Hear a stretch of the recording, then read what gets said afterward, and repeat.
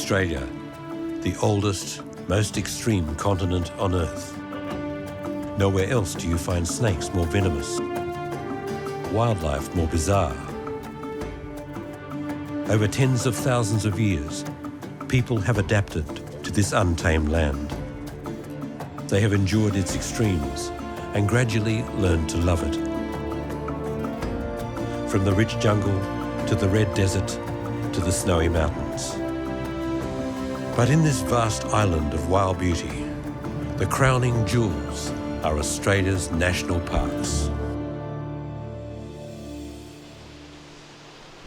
Between the Australian mainland and Antarctica, swept by the gales of the roaring 40s, lies Tasmania, Australia's largest and wildest island. Even in midsummer, the strong westerly winds that encircle the Antarctic can bring storms and sometimes snow. But this island stands resolute like a fortress against the ravages of time. The rugged mountains have created a citadel of unique habitat, protecting the last remnants of a lost world.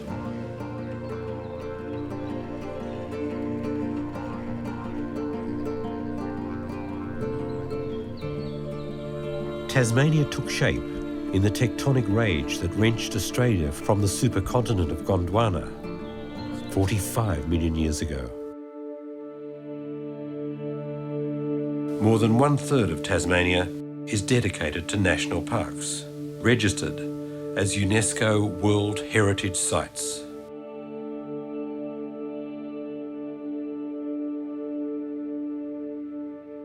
Ancient sheltered valleys of temperate rainforest have been preserved. The high humidity and mild temperatures create an almost closed canopy, which acts like a greenhouse dome.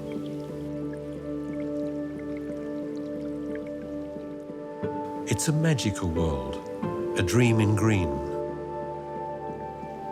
But when the sun goes down, it can seem like a nightmare, as it echoes to the sounds of weird creatures. Here in the primeval forest, it's as if the evolutionary clock stood still, and around it developed some of the strangest animals on the planet.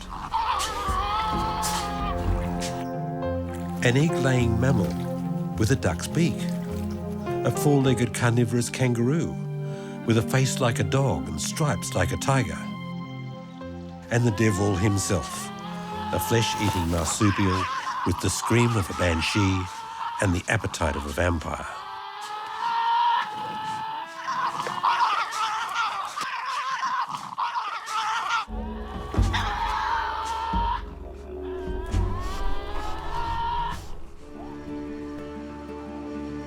It is summer at Cradle Mountain in remote northwest Tasmania. In 1922, this almost untouched wilderness was designated as the Cradle Mountain Lake St Clair Scenic Reserve. From the rugged basalt peaks of the Cradle Mountain Massif to Lake St Clair in the south, it's a place like nowhere else on Earth. For those who care to visit, there's a trail that winds its way 80 kilometres over the roof of Tasmania.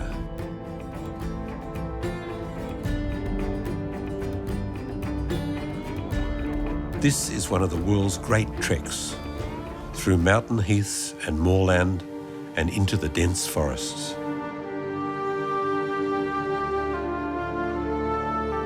There are over 4,000 lakes in this part of Tasmania, most of them formed in the last great ice age.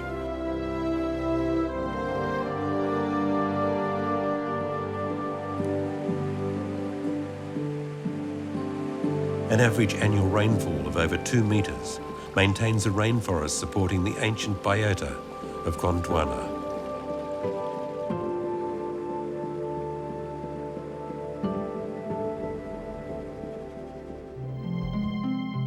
In 1936, a remarkable animal called Benjamin died in a Tasmanian zoo. Despite the name, she was actually a female. And although she looked like a dog, she had a pouch for her young. Benjamin was a Tasmanian tiger, or thylacine. At the time of European settlement 2 centuries ago, there were thousands of thylacine on the island state of Tasmania. Sadly, Benjamin was the very last known of her kind, extinguished by bounty hunters after 4 million years in this land. This is a wild and inaccessible wilderness, the domain of the unexpected, the extraordinary. Some might even say unearthly. You may even encounter the devil himself. If you stood here at this spot 10 million years ago, you might have been stopped dead by the same scream that pierces the forest tonight. When the first white settlers came here 2 centuries ago, they agreed it was the cry of the devil, and the name stuck. Until about 600 years ago, devils inhabited all of Australia. Today, they live only in Tasmania. And even here, they are fighting to survive.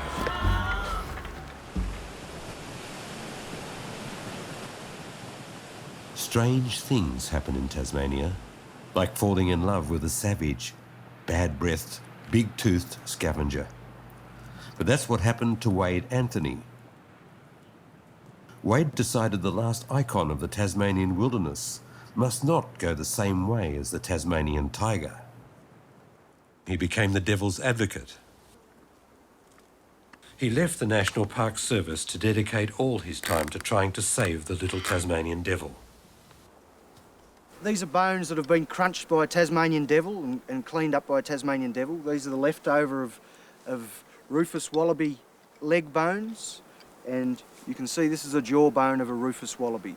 Now, a rufous wallaby makes up a fairly primary diet of the Tasmanian devil. So we know that devils, you can see that there's it's an active game trail by the markings on the ground and obvious evidence of the bones. So devils are moving through here, and we will locate a camera on the tree just beside the game trail, and we should be able to pick up photographs of devils. On the way home, Wade gets a call to tell him that a devil has been hit by a car. At night, they frequently scavenge roadkill, which saves them from hunting live animals. But sometimes they become the roadkill.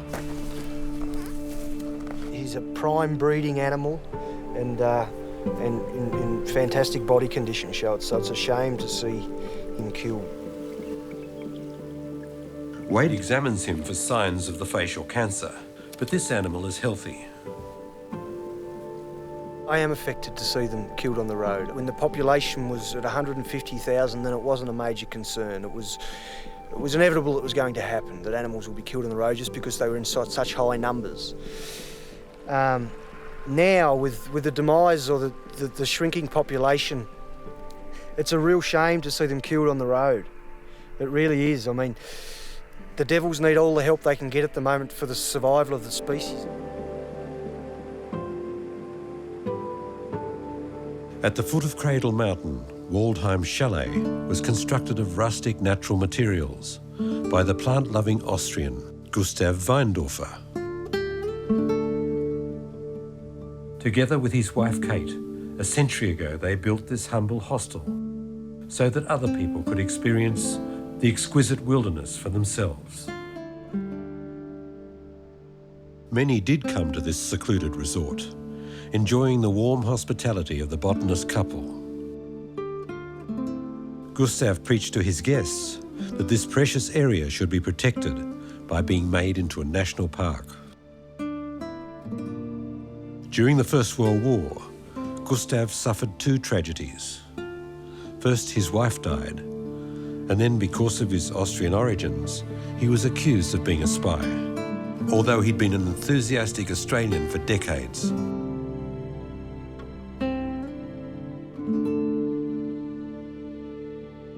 Weindorfer was vindicated when he learned in 1922 that at last the area between Cradle Mountain and Lake St Clair had been designated as a national park.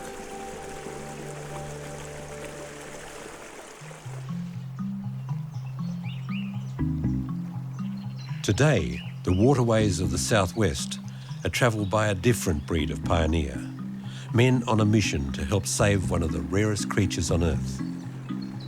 Biologist Jim Thomas is one of the leaders.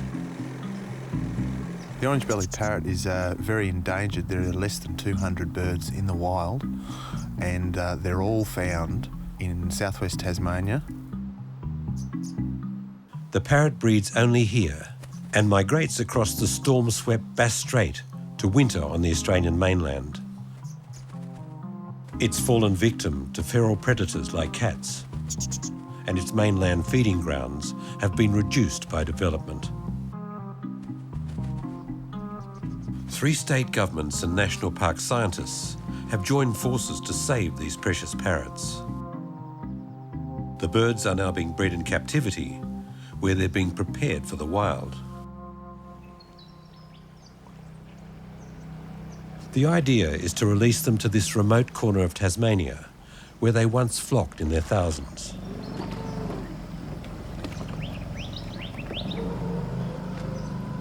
Today, birds will taste freedom for the first time, although it's not quite that easy. For several weeks, they've been acclimatising in one of the world's most remote bird cages, and now it's roundup time.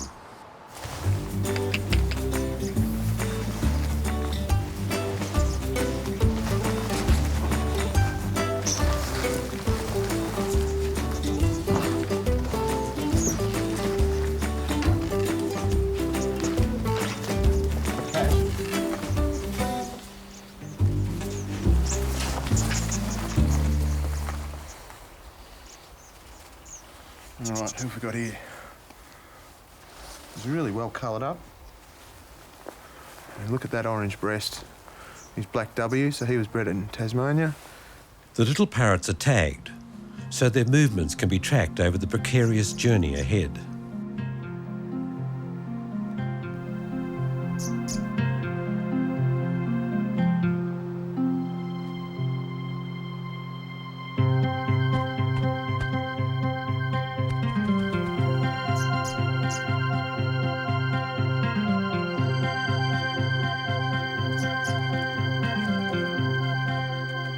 But these parrots have to learn to be wild again.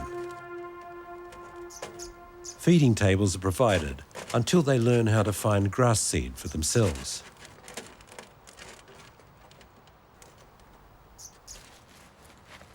This is a rare opportunity for Jim to observe the parrots, and every move is scrutinised. I rate the success of the program quite high. Birds have been captive bred, they've been released here, and we've had birds come back. So we are getting the results we want, and to improve those results, we need to concentrate our efforts more on captive breeding and releasing of the orange-bellied parrot. Eventually they make that final leap and fly away.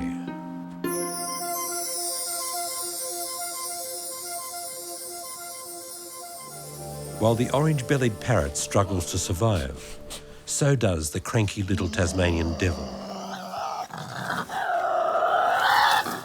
Although the devil is the emblem of Tasmania and famous with tourists, hardly anyone gets to see one in daylight. So Wade created a tourist attraction and bought land adjacent to the national park, and slowly got the animals used to being active in the daytime. Okay, folks, as you can see, there's a few devils moving around out there. These guys are primarily a nocturnal species in the wild. Well, in the wild, they're, let's say, fully nocturnal. So most people don't get to see them in the wild because of that reason. Wade handles the orphan devils until they become tame, like little Aussie, who has become the star attraction at the Cradle Mountain Devil Park. A fearsome carnivorous beast is transformed into a cute little animal that you can touch and pet. So this little guy, his name is Aussie. Like the Tasmanian tiger, devils were hunted by farmers because they suspected them of killing calves and lambs. They became protected not long after the Tasmanian tiger became extinct. In proportion to its size, the Tasmanian devil has the strongest jaws in the entire animal kingdom. Probably 8 or 9 is the maximum size they reach. It's an eating machine and can consume 40% of its own weight in half an hour. Devils are a solitary creature. In the wild, they live on their own, but they are a social feeder. So they're an opportunistic feeding animal. So if one devil makes a kill or finds a carcass, pretty soon another one's going to smell it or hear devils squabbling over it, and there'll soon be more than one animal feeding on it. You've probably heard that devils are an aggressive animal. They're not particularly aggressive, they're just highly competitive. And as I said, it's generally for food or the right to mate. As a young boy, I grew up with Tasmania's wilderness as my backyard, and my father used to take me out every weekend. We would go camping, either fishing or bushwalking, camping, as I said, and we would come across a lot of different animals that lived in Tasmania and a lot of endemic species. So I soon realised that, you know, Tasmania was quite a special place and we had a lot of wonderful things here.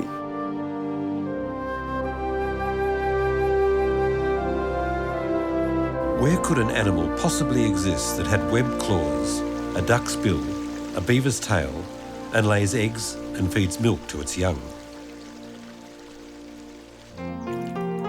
The virgin waterways of Tasmania are a prime refuge to the platypus, Australia's unique egg-laying mammal. The platypus hunts insect larvae by sensing their electric fields with highly effective receptors in its bill.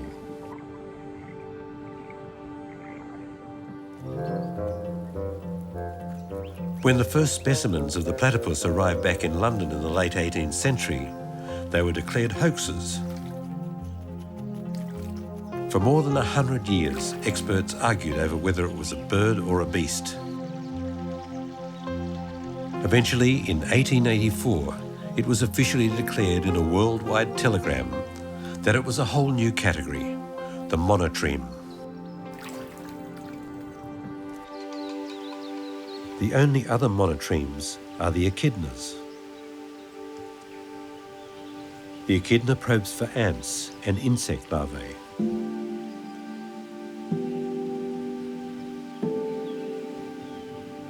Both these monotremes have thrived in Tasmania, where they remained isolated from outside influence. But the same can't be said for the Tasmanian devils. In 1996, a photographer made a horrifying discovery in the Tasmanian forest. One picture he took showed strange areas of swelling around the mouth of a devil, the symptom of a contagious disease now known as DFTD, devil facial tumor disease. A devil task force was established to try and get a picture of the progression of DFTD. The devil population that recently was so numerous has been reduced to the status of an endangered species.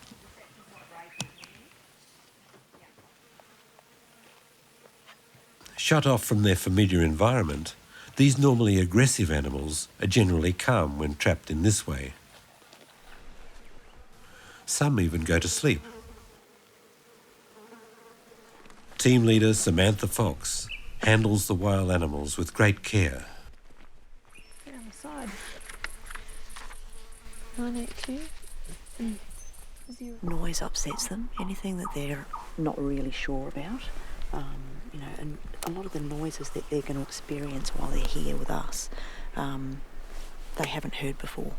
So people's voices, some of the really crunchy, crinkly stuff, it's all new stuff to them that they haven't heard before. So you try and, where possible, lessen the human part of the experience for them. In addition to a general health check, the team records the size and age of the animals, and they give the devils names. What are you going to pick, Phil? We'll call him Clyde. Clyde. Yep. Great. Paul and Clyde. Can cross that off the list. We're hoping to fill these. As apex predator, the devil is very important for the entire balance of the Tasmanian habitat. If it should become extinct, another less popular successor could likely take its place. I guess one of the pressing things that people are most worried about in Tasmania is the presence of the fox. And they're worried that if we lose too many devils, that allows a gap in a niche for devils, for foxes to infiltrate further into Tasmania. It is pleasing that all the animals examined so far have been in good health.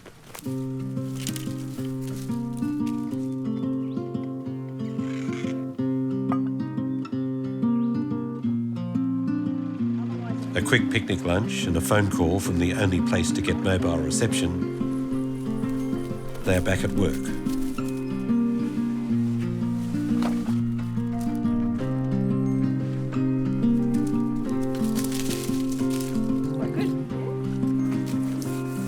They are careful to clean every trap thoroughly so they do not become contaminated.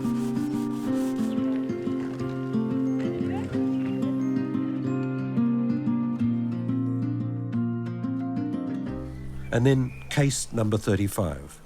They've caught a good strong female. But when Sam looks in her mouth, she is devastated to find a small swelling on the fixed palate. This devil is infected. We take an average of 3 for each. So I'll hold the lip open if you can take the measurements and give them to Pearl. They take samples for analysis. The cause of DFTD is now believed to be related to a single infected female. But the cancer has spread because of lack of genetic diversity in the small devil population. This is probably a little further into the site than I was expecting it to be, but you know, it's very hard to tell. You can't. It's not really a case of expectation, and that's. You talk about a disease front and you sort of think that it's going to be, a lot of people would imagine that when you talk about a disease front it's going to be a straight line and it's moving across the state in a straight line, and it's never going to be like that. It's going to be highly variable depending on habitat, on abundance of devils, on a whole lot of other things. After the examination, Sam releases the female, revealing the wounds from the constant battles that many Tasmanian devils suffer. Scientists believe that the devils transmit the disease by constantly biting each other when eating and mating. Whatever the cause, the disease has spread remorselessly through the devil population in less than 20 years. And so far, nothing can be done to stop it. It's predicted that unless the spread of the disease is stopped, extinction in the wild will occur within 35 years.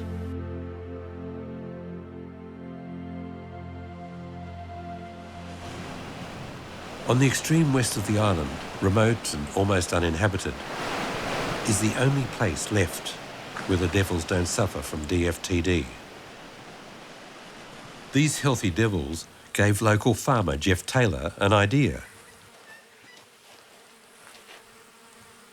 And now people come to this region just to dine with the devil.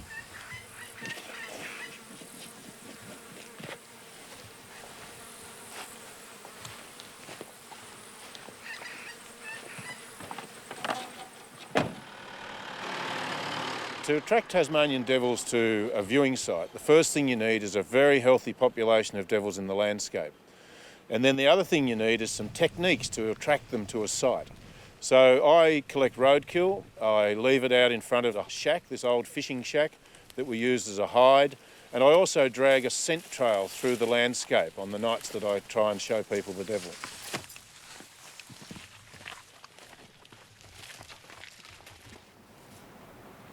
Jeff opened his Devil's Beach restaurant 5 years ago for this uniquely Tasmanian dining experience.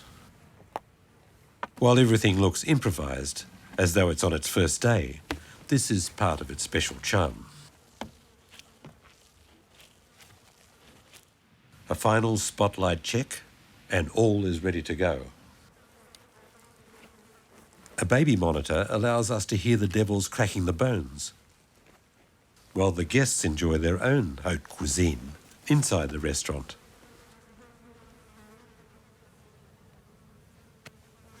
I never expected when I started showing people Tasmanian devils that I would become fascinated by them. I'd had a farmer's view that they were a stinking filthy animal. As it's turned out, they're an intriguing animal, one of the most intriguing animals I've ever seen in my life. And so every night I come down here, and this is night number 1010, I'm excited. The Devil's Restaurant caters for both humans and animals. The first guests arrive at sunset. And we'll shut the door so we don't let any mosquito. This one. No, While the other guests arise and start roaming around and looking for food. We'll keep the light on for a little while, but then later on we'll have a candle and we'll watch through the window and turn everything down low. Okay, take a seat. I need to check my lights and things. Here's some reading material.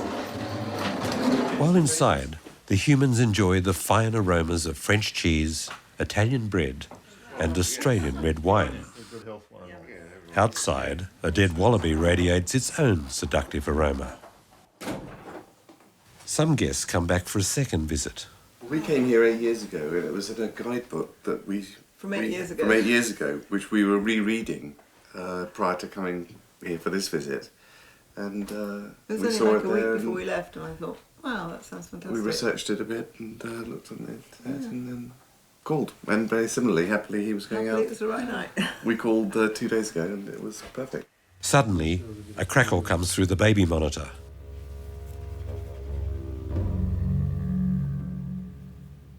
A single female on the prowl. The rich aroma of the roadkill tantalises her palate.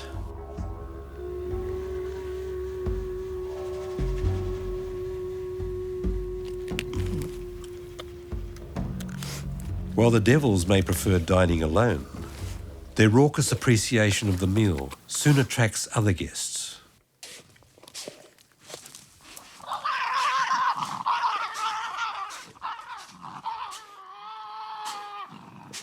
Devils have long facial whiskers to give them a sense of personal space. As long as everyone keeps their distance, they can gorge quite happily in a group. But when whiskers brush, all hell breaks loose. Tempers fly and fangs tear into live flesh.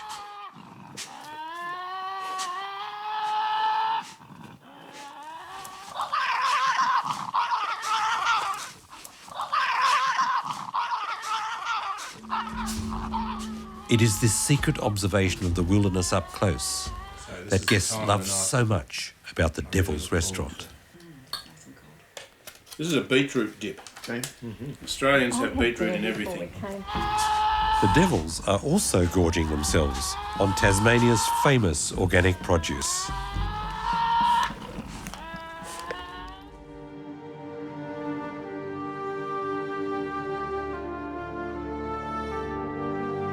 If the Tasmanian devil was to disappear from the forests of the island, there is only one other endemic predator that could possibly fill its niche. The wedge-tailed eagle, a far more elegant scavenger.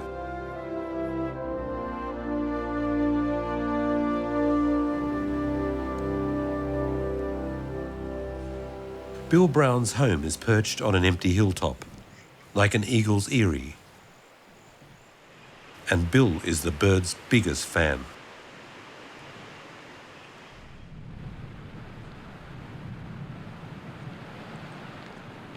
In an outdoor enclosure near his house, he's reared a wounded young female.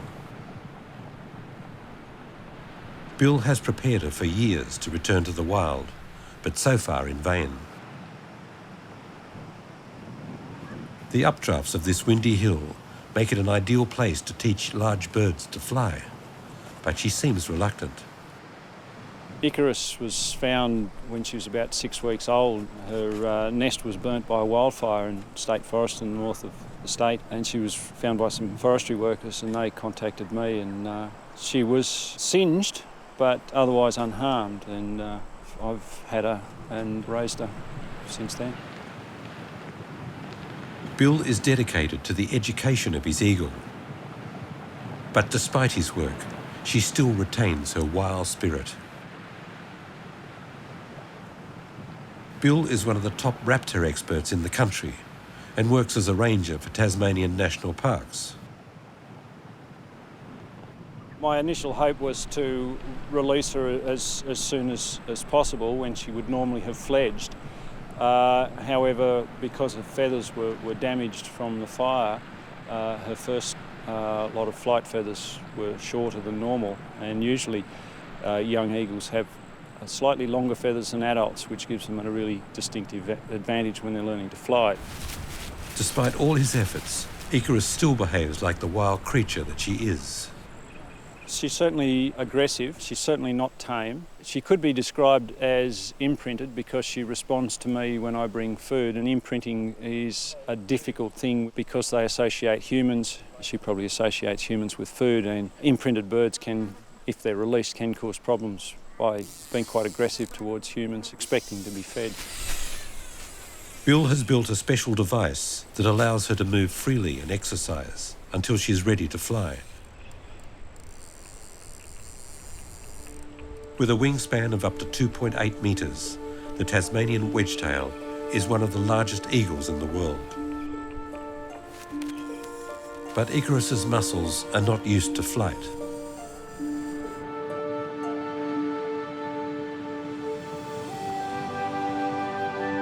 Passing wild eagles use the rising thermal airflows to soar to altitudes of more than 1,800 metres. Bill is fascinated by this powerful predator of the skies, but concerned about her future.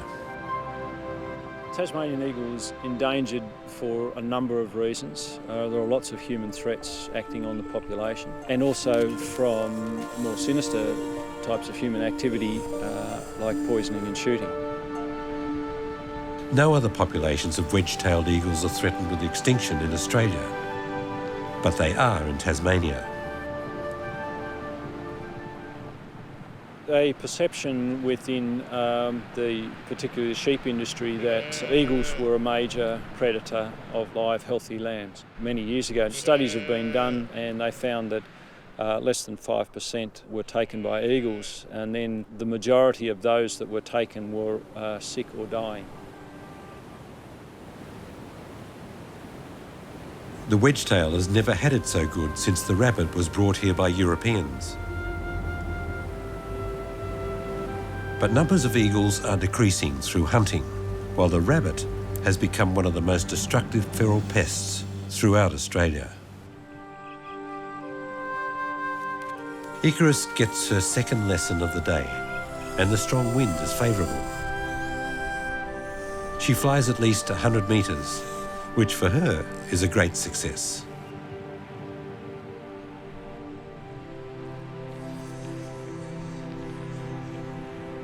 The young eagle feels the wind in her feathers and tries again.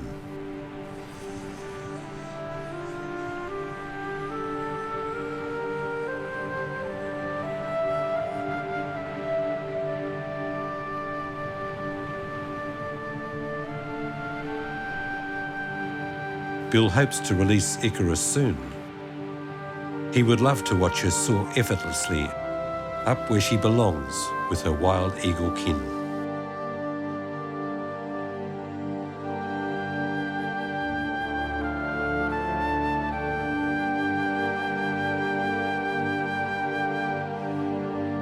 The basalt columns of Barn Bluff stand like organ pipes in the cathedral of nature. Created from the molten lava at the dawn of Tasmania, millions of years ago.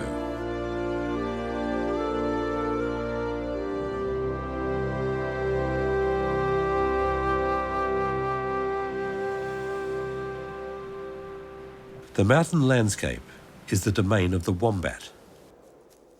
This peaceful, bear-like marsupial lives in burrows that they dig with their sharp claws. Wombats eat the grasses and sedges of the mountain meadows and have a very slow metabolism. They can take up to a fortnight to digest a single meal. And after all that time, it comes out in cubes. Wherever they go, they leave ample evidence of their passage, treating fences as minor obstacles and marking their territory with their distinctive briquettes. Their natural enemies are Tasmanian devils and eagles, and no doubt the thylacine also preyed on them. But they have their defences. The rump of the wombat is covered with a very tough, thick hide, which protects them from the teeth and claws of its attacker. It's also capable of crushing its enemies against the burrow roof.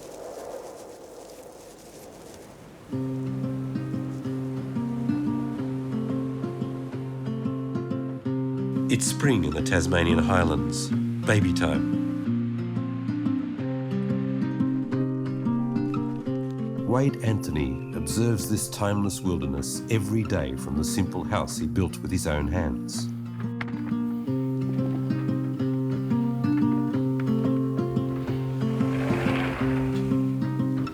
Sometimes he brings wounded animals home.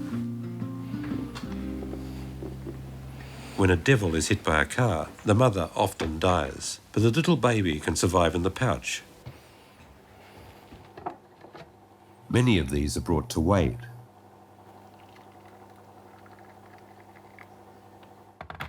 He rears the young devils with a special milk formula, sold in Tasmania just for feeding marsupials. Your little teeth are growing.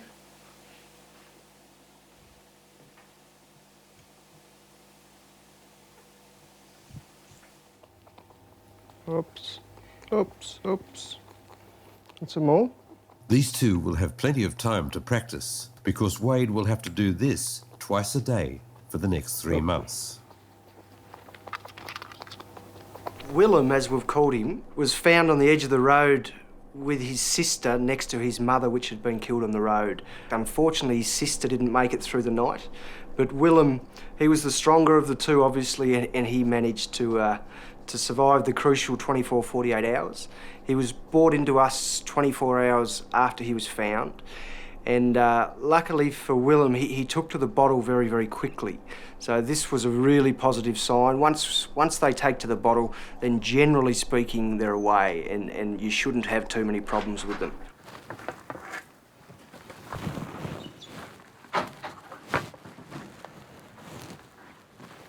The second largest predator on the island, also a marsupial, is the spotted-tailed quoll. I'm going to try and catch this male spotted-tailed quoll. He's about 3.5 years old, so he's in his absolute prime. He's quite a large animal.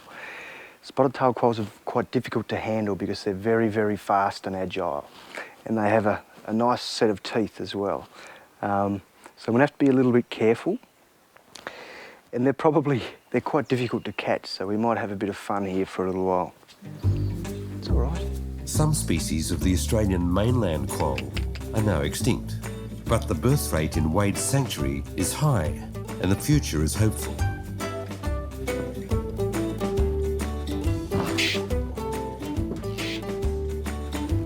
Quolls often have to be moved from enclosure to enclosure for breeding. But first, they have to be caught. Whoa, whoa, whoa, whoa, settle. That was my opportunity. I missed my opportunity. Despite all his experience, Wade doesn't succeed. He needs help. Spotted-tailed quolls are the Australian equivalent of a native cat. They tear birds and small kangaroos to pieces with their teeth and claws, and they are excellent climbers.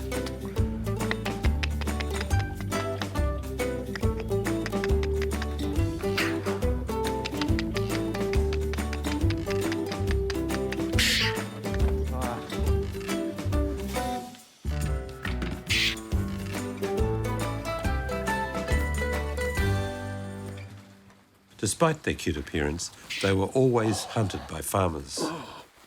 This is where it could be dangerous. Although they enjoy a more sympathetic reputation than the Tasmanian devil, they are just as ruthless a predator.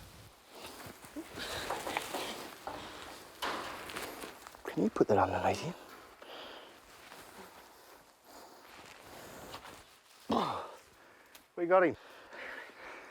As you can see, they're very fast, very agile, and take a bit of catching sometimes. Thanks, Nicole. For the meantime, I'll place him in this trap. Hopefully. The quoll's bite muscles aren't as strong as the devil's, but they don't give up, not even in a bag. Yeah.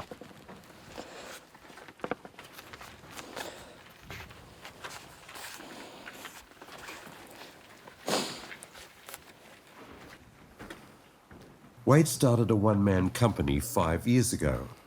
Now he is sought after throughout Tasmania for quolls and devils. Delicate actions, such as procedures with pregnant devils, he likes to do himself. She's a protective mother. This is Ossa, named after Mount Ossa, tallest mountain in Tasmania. She's a first-time mother. She's a 2-year-old. She's a very nice little devil, but any mother worth of salt is going to become protective. So today we're going to relocate Ossa and her 4 offspring down to a new enclosure where she gets a bit more sun.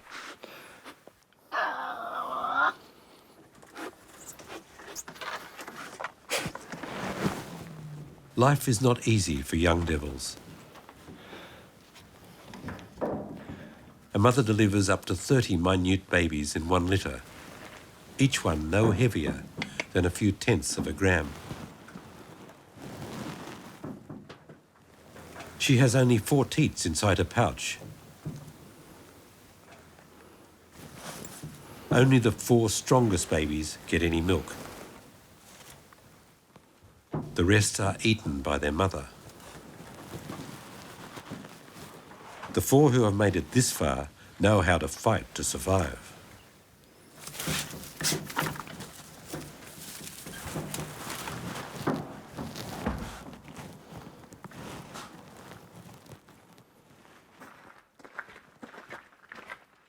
Now it's time to put them in an outdoor enclosure.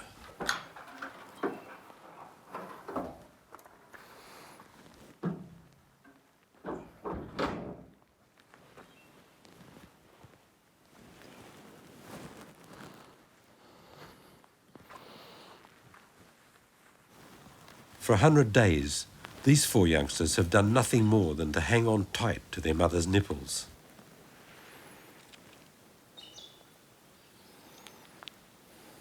Unlike their cousin, the kangaroo, the young devils will never return to the pouch for sanctuary. Although they will continue to suckle from their mother.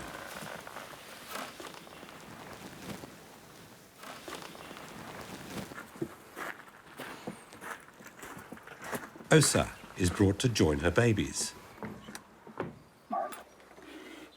But when she's put into the new enclosure, she feels disoriented and a bit insecure. Hello, Gil. Hello.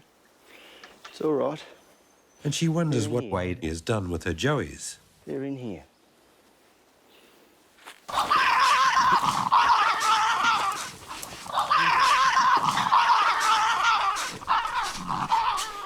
Persistent.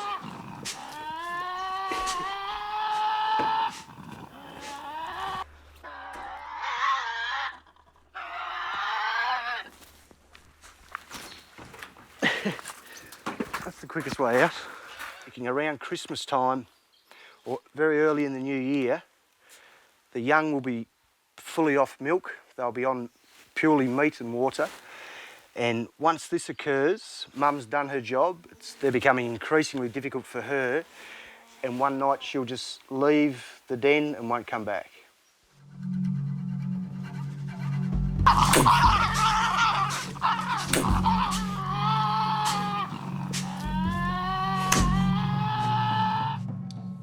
I have a 2-year-old daughter. She's been introduced to Willem, the little Tasmanian devil I'm hand rearing, and she seems to really like devils. So who knows? Maybe I'm sure over the years, as she grows older, she'll spend more and more time here, and yeah, maybe one day she'll manage the place.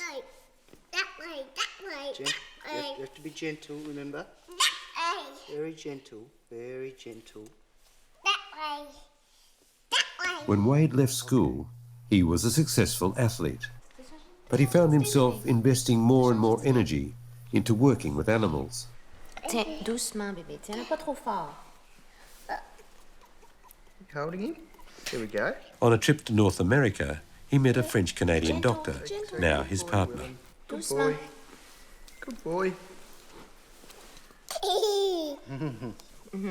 Donne-lui un câlin.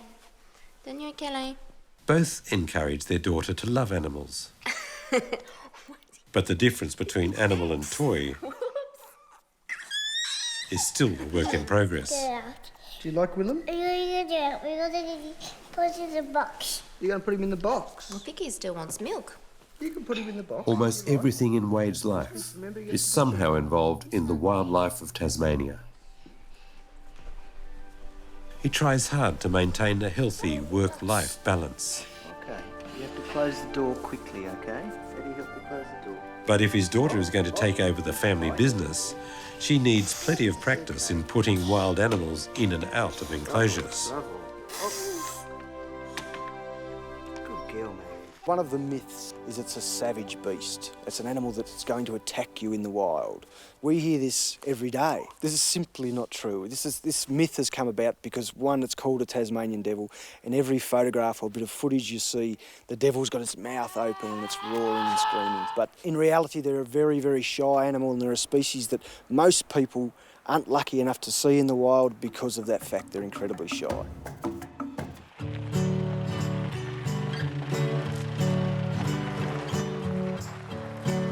On his days off, Wade likes to get on the water. Instead of going fishing this weekend, he decides to take his family on an eagle spotting expedition.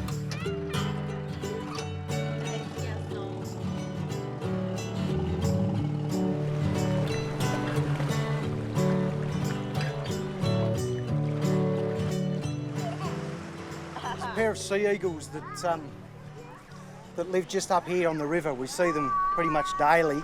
They come over and looking for food, obviously, so I'm just checking to see. Today, there's no sign of the sea eagles, but the family gets a reward. A wedge-tailed. Perhaps it's Icarus that has found her wings at last and is soaring the ragged ridges of this ancient remnant of Gondwana. The Cradle Mountain, Lake St Clair National Park.